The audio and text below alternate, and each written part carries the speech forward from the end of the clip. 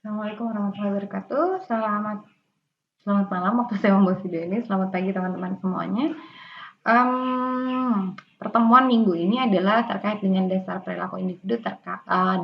perilaku individu, yaitu kita akan membahas keragaman dalam organisasi.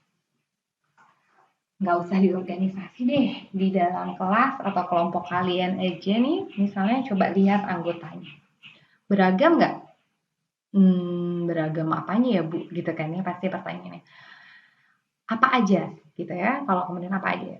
Beragam pastinya, pertama dilihat dari jenis kelamin, paling kelihatan. Yang kedua adalah latar belakang budaya, gitu kan ya. Kemudian apalagi? Bahasa mungkin, termasuk bahkan hal-hal yang paling yang dalam, apa misalnya coba, yang nggak kelihatan kan kalau kalau jenis kelamin kelihatan apa misalnya cara kerja gitu ya, itu berbeda-beda. Nah, itu yang akan kita bahas. Atau sekarang teman-teman coba bayangin dulu deh, kalau di dalam kelompok dengan keragaman itu dinamikanya gimana? Menimbulkan satu dinamika yang berbeda nggak begitu teman-teman ganti dengan ganti kelompok dengan teman yang lain? Gitu. Pastinya ada dong gitu ya. Nah, itu yang akan kita bahas karena ternyata gitu ya, karakteristik personal itu sangat berpengaruh terhadap perilaku organisasi dalam membentuk perilaku organisasi.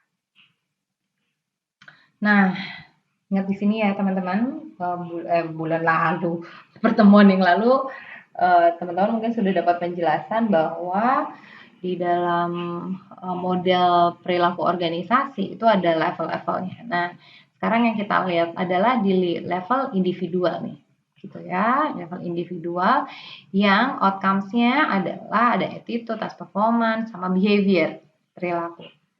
Inputnya apa? Oh, inputnya salah satunya ada diversity atau keragaman. Keragaman bentuknya apa? Akan kita bahas.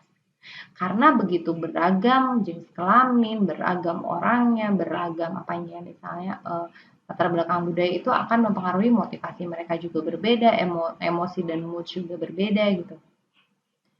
Contoh sederhana ya, perempuan-perempuan kalau udah datang PMS gimana sih biasanya? Agak nyebelin kan kalau diajak kerja gitu ya.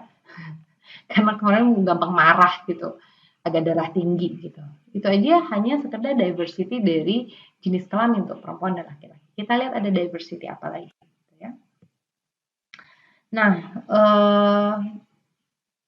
kalau tadi yang kita bahas di level kecil, level kelompok kerjanya teman-teman gitu, kalau di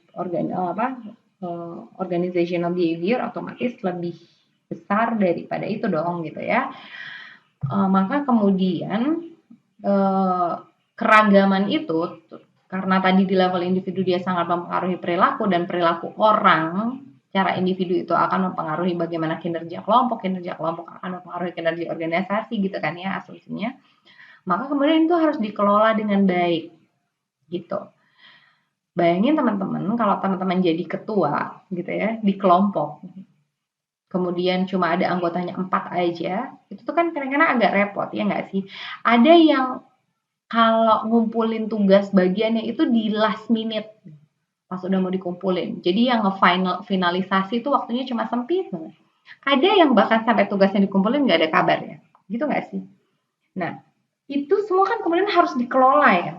Oh, orang yang tipenya last minute ini berarti harus diapain nih? Oh, dikasih tahu bahwa due date-nya itu 2 hari sebelumnya.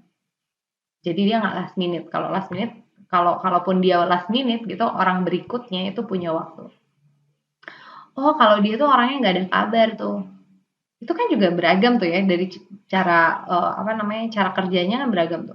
Dia tuh sampai akhir dikumpulin aja nggak ada kabarnya. Diapain ya gitu. Itu kan harus butuh treatment khusus kan yang pastinya berbeda tuh sama anggota yang lainnya. Ada yang penurut banget, sergap gitu ya. Itu pasti kemudian berbeda tuh cara mengelolanya. Nah, ini semua kan harus dikelola gitu. Biar apa? Ya biar tugasnya selesai gitu ya. Sesimpel itu sebetulnya. Nah, keragaman sendiri itu ada dua. Ada yang level permukaan, jadi itu yang nampak, kelihatan gitu ya. Itu usia kelihatan mungkin dari wajah, kemudian ras juga kelihatan mungkin dari bentuk tubuh, bentuk wajah gitu ya. Kemudian jenis kelamin jelas, etnis juga bisa kelihatan, walaupun kadang-kadang sumir, mana sih yang orang Sunda, mana yang orang Jawa, hampir mirip gitu. Agama itu juga gitu ya, kecuali apalagi kalau kemudian pakaiannya memakai simbol-simbol agama gitu ya, jilbab gitu. Kemudian sama ada status disabilitas, ada disable atau dia normal gitu ya secara fisik. Kemudian itu keragaman yang level permukaan tuh gitu ya. Ada juga keragaman yang sifatnya dalam, yang nggak kelihatan gitu ya.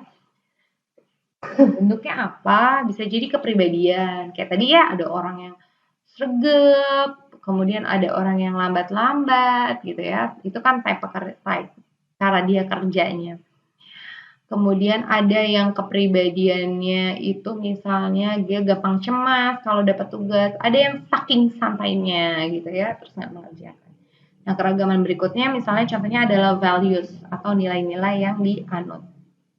Misal kalau ngerjain tugas satu kelompok yang satu pengennya cuma yang penting selesai deh gitu ya.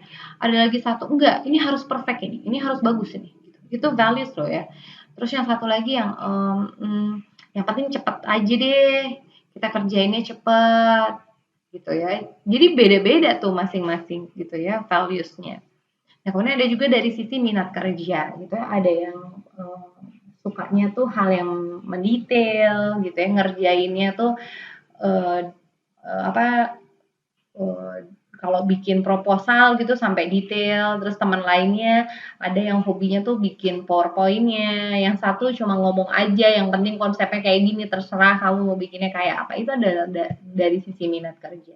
Dan itu harus dikelola loh dan dikombinasi gitu ya, supaya gimana caranya jadi tim yang hebat sehingga organisasi atau jadi organisasi yang hebat. Nah, asumsi dasarnya itu sebetulnya adalah dari teori ini nih. Kan yang diperhatikan adalah behavior dia di dalam organisasi. Tapi behavior itu sendiri itu datangnya gitu ya.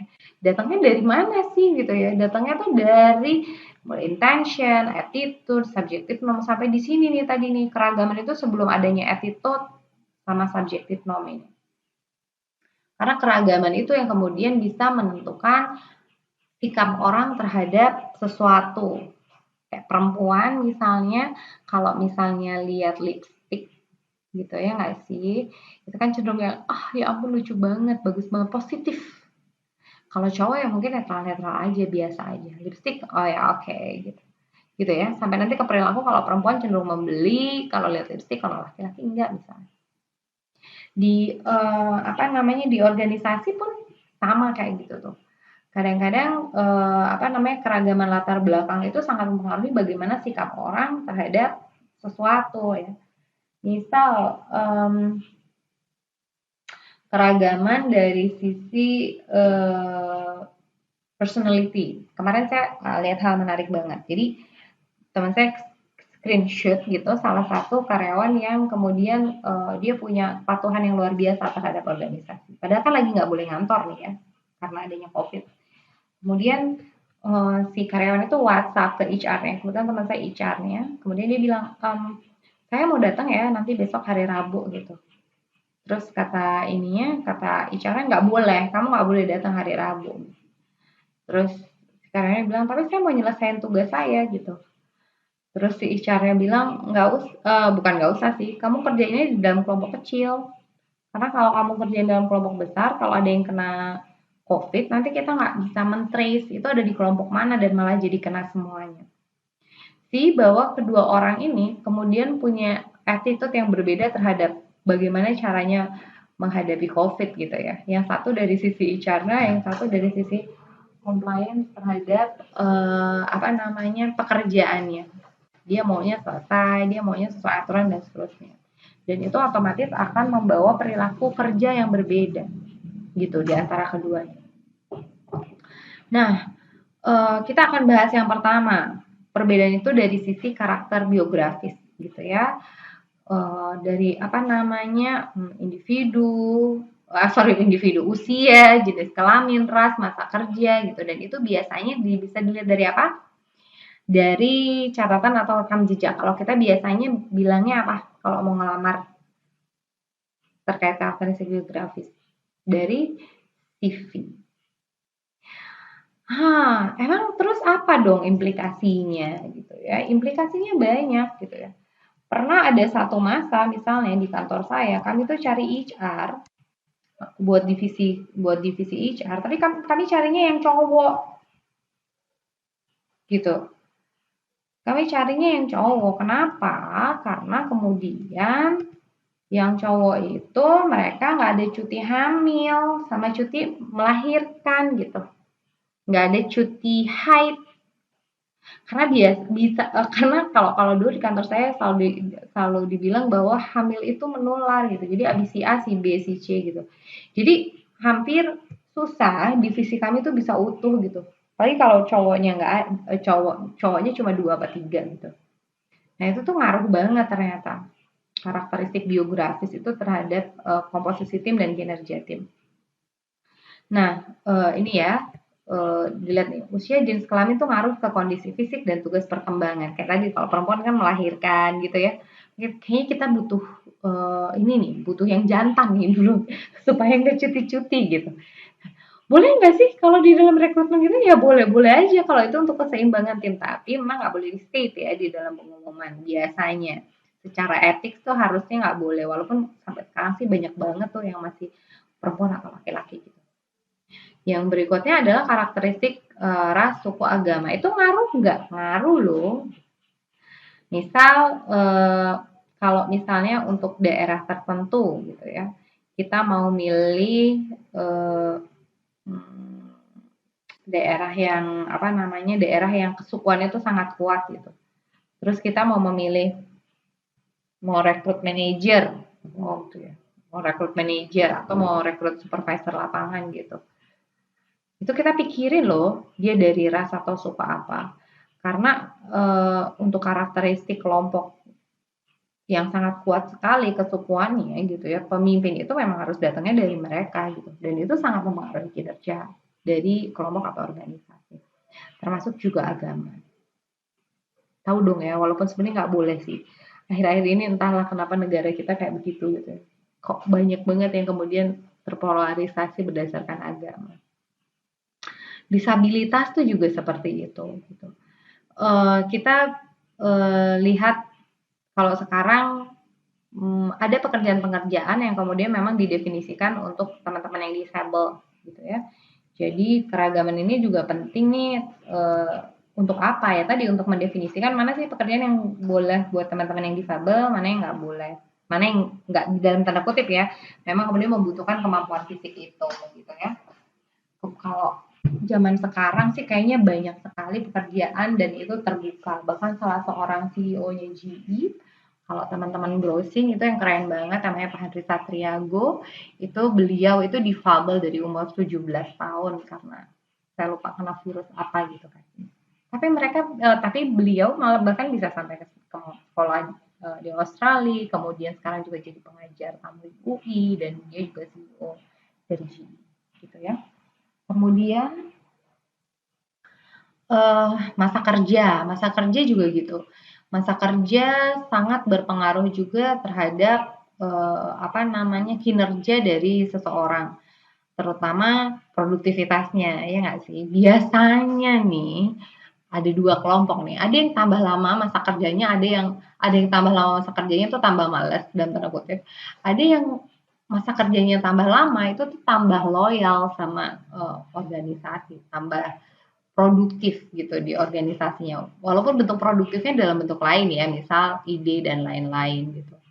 Nah, itu sangat mempengaruhi sekali. Kemudian yang kedua adalah kemampuan gitu ya. Dari sisi kemampuan. Kemampuan itu bentuknya ada dua, yaitu kemampuan intelektual dan kemampuan yang sifatnya fisik gitu ya. Kalau intelektual itu apa? Intelektual itu intelek yang dipakai buat mikir, nah sesederhananya gitu. Nah, itu macam-macam tuh. Kalau kemampuan intelektual, teman-teman mungkin sudah ikut tes bakat dan minat, kemudian bisa lihat bahwa kemampuan intelektual, udah belum sih? Ada macam-macam, ada kemampuan yang terkait sama numerik, ada yang verbal, ada yang perseptual dan seterusnya. Terus ini buat buat mempertimbangkan apa sih kita tuh tahu dan kita tuh perlu mengelola ya macam-macam. Setiap pekerjaan itu kan pasti menuntut kemampuan yang berbeda. Misalnya akuntan, pekerjaan ngitung-ngitung duit. Bayangin dong kalau dia ternyata kemampuan berhitungnya itu nggak bagus gitu. Fatal banget nggak sih gitu ya? Termasuk kalau misalnya untuk orang humas yang butuh berhubungan dengan banyak orang, ternyata kemampuan verbalnya nggak bagus tuh. Itu juga sama tuh, gitu ya. Akan menghambat kinerja dari seseorang. Jadi kemampuan intelektual itu juga harus dipertimbangkan gitu ya. Kemudian yang berikutnya adalah kemampuan fisik gitu. Ini juga sama.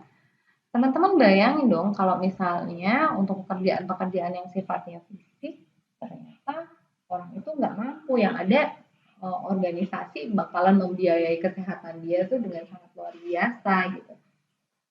Terutama untuk pekerjaan-pekerjaan yang menuntut badan yang fit. Gitu.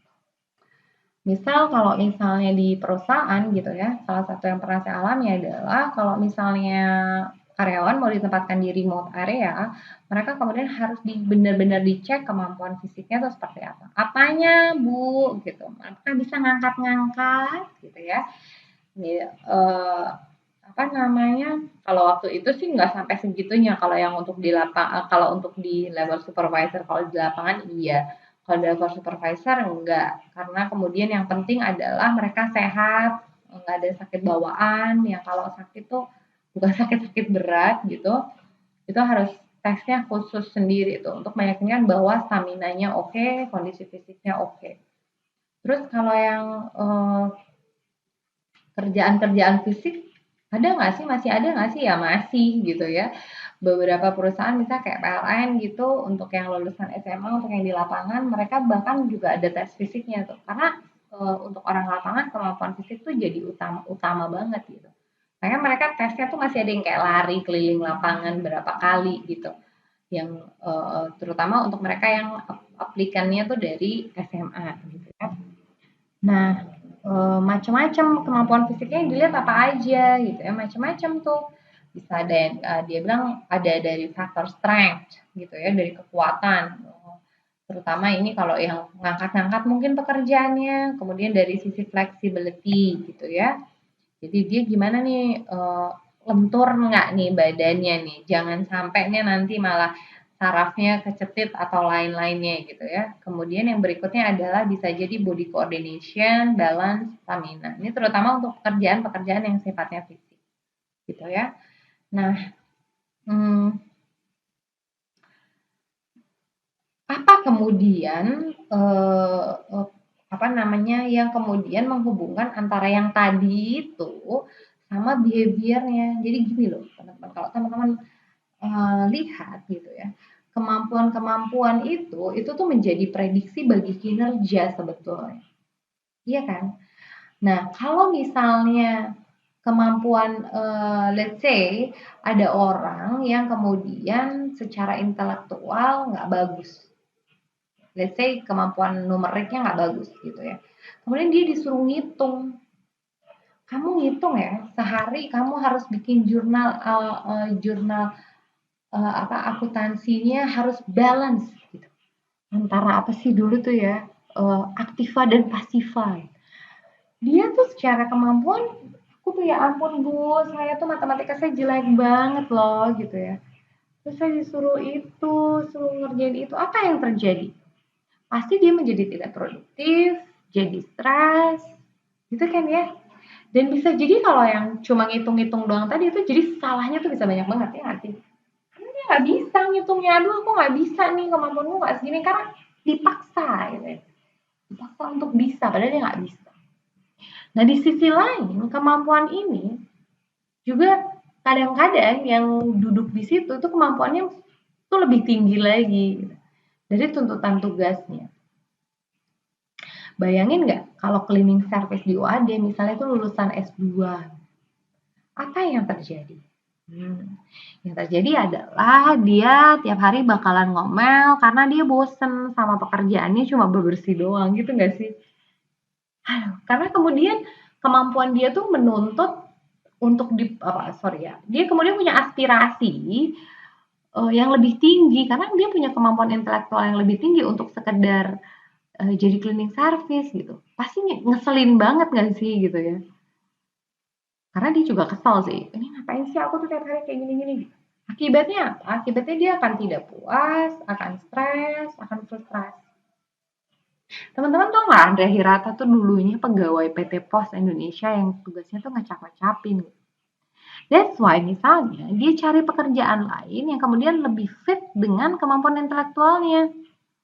Gitu. Karena pas waktu dia ngecapin ya pastinya dia nggak happy dong gitu ya. Ibaratnya dalam tanda kutip kemampuan intelektualnya nggak digunakan dengan pas. Nah ini yang harus dipikirkan oleh organisasi nih. Gitu ya. Ada istilah yang pada akhirnya disebut dengan person job fit atau kesesuaian antara orang dengan pekerjaannya, antara kemampuan orang dengan pekerjaannya. Karena kemudian kemampuan itu bisa memprediksi kinerja dari seseorang. Kalau pas, bagus. Tapi kalau nggak pas, ini dia yang terjadi. Gitu ya. Nah, sampai sini ada yang mau ditanyakan? Oke, di part kedua saya akan membahas terkait dengan kepribadian, keragaman dari sisi kepribadian, gitu ya. Terima kasih, sampai ketemu di part 2.